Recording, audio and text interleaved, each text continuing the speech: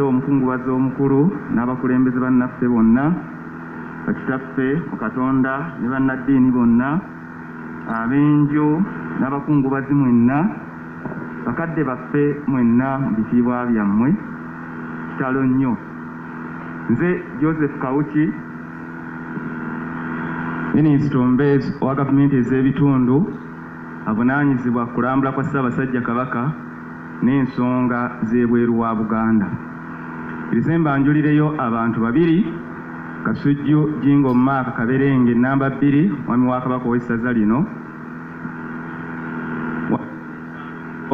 Ssaalongo Daudi Malagala Katikkiro w'ekika ky'Embwa era nga yatuusizza obubaka bw'Omutaka Kayiira jjo Katakala. Kyokubiri yabbasaba si buli muntu nti Kabaka amuweereza obubaka. Nokyonna amaliriza okusoma obubaka bwa Kabaka mujja kukkiriza tuyimbe ekitiibwa kya Buganda. Asinnabusoma mukkirize nkoze sekendi 3 mbeeko obujulirwa dakiika 1 n'ekitundu tuuse obwa gavumenti Katikkiro bwe yampadde, dakiika 2 tuuse obwa Ssaabasajja era ntuule.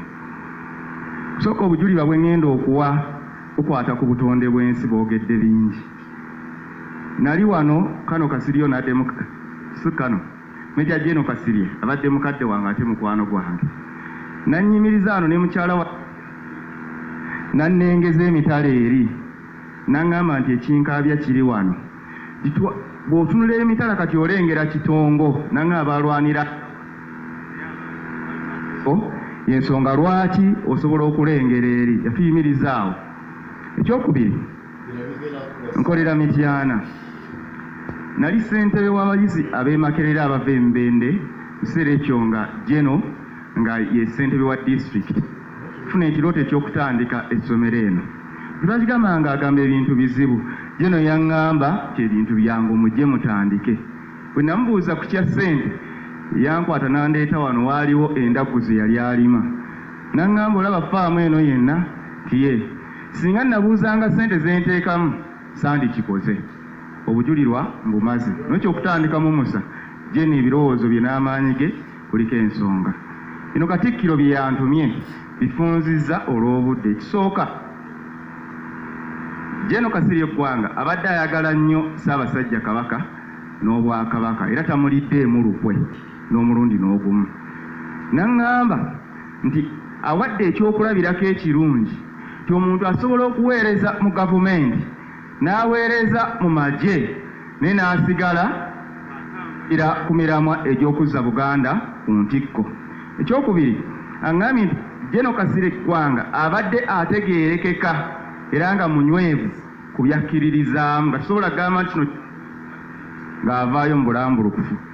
N'ekyokusatu tiyamwogeddeko ti abadde n'obwetowaaze bungi eri Kabaka we n'Obwakabaka, ti ng'alina ensonga yonna gy'ayagala etambule mu ngeri emu oba endala ng'asituka butereevu mu bwetowaaze n'ajja embuga era naye baatulako mu ofiisi ng'azze okukubaganya ebirowoozo. Naye yajja okukubaganya ebirowoozo ng'ate Kasirye wa bulijjo ate nga si bya Katikkiro. Ekyo basebo ne bannyabo ebyo bya Katikkiro. Kati kantuuse obubaka bw'empologoma. Ofiisi ya Kabaka wa Buganda, Office of the King of Buganda, PO Box 58 Kampala, Uganda, June 11, 2020. Abenji y'omugenzi Meja Jeno Kasirye Gwanga Makingi. Bannaffe tuwulidde amawulire ag'ennaku ag'okufa kw'omulwanirizi w'eddembe omulongo wa Sswa Kasirye Gwanga kitalo nnyo. Kyakusaalirwa nti afiiridde mu kiseera ekizibu ng'embeera tetusobozesa kumusiibula nga bwe kisaanidde. Tusaasidde nnyo bamulekwa olw'okufiirwa taata era tusaasidde ne baganda be naddala mukyala Nabwami olw'okufiirwa mwannyinaabwe.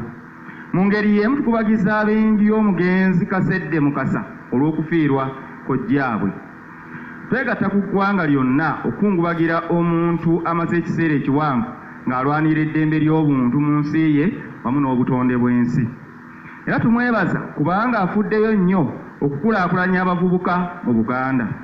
Mu bulamu bwe abadde omuntu omumalirivu, omukozi era alumirirwa ennyo ekitundu gy'asibuka. Tusaasidde nnyo abantu baffe essingo busujju ne buweekula olw'okufiirwa kuno. Twebaza Katonda olw'ebyo byamusobozesezza okukola. Tusaba Mukama abagumye mu buyinike n'omugenzi amuwe ekiwummulo eky'emirembe. Nassaako omukono Ronald Mwenda Mutebi owookubiri Kabaka. Kansabe batukulembere mu kitiibwa kya Buganda.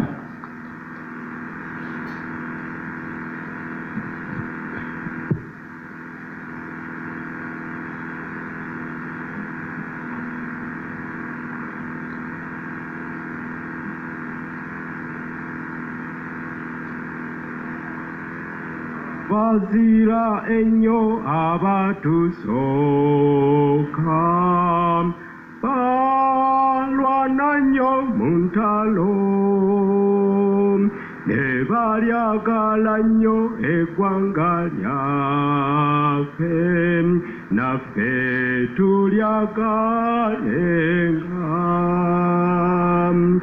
Twesimye nnyo olwa Buganda yaffe, ekitiibwa kya Buganda kyava naffe tukikuumenga.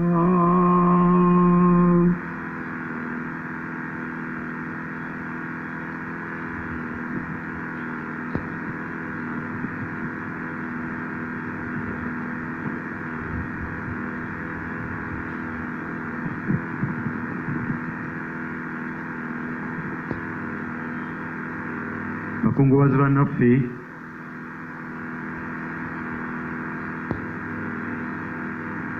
watyo tulabise ab'envuma,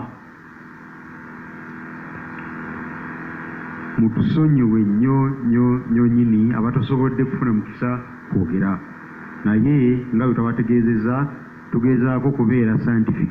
10 twakigudde katutambulira mu 89. Ffe ku sayidi yaffe nga Babirye Kasirye Eggwanga Samuel Waswa, naye buli amuyita Waswa aba mmanyi nnyo. Tusiimye ddala, era twala omukisa guno okukwasa akazindaalo kano ewa Lieutenant Colonel David Akiki. Leo Akiki atwale mu kitundu ekisembayo ekigenda okumaliriza okuziika, ekitundu we tugenda okulira okwogera okuva eri gavumenti eyawakati. Teri agenda kuddayo kwogera kuba sayidi eno eyaffe eya family ne civilian.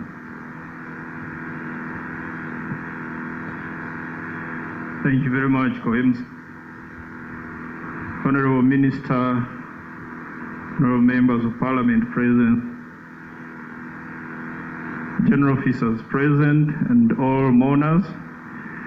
The Honorable Minister, you will allow me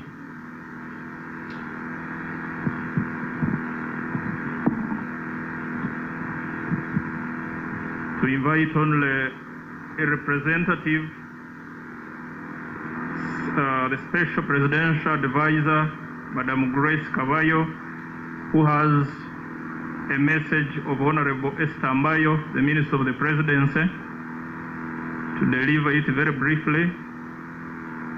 Then I will request the CDF to come and eulogize the late, and also invite the Honorable Minister.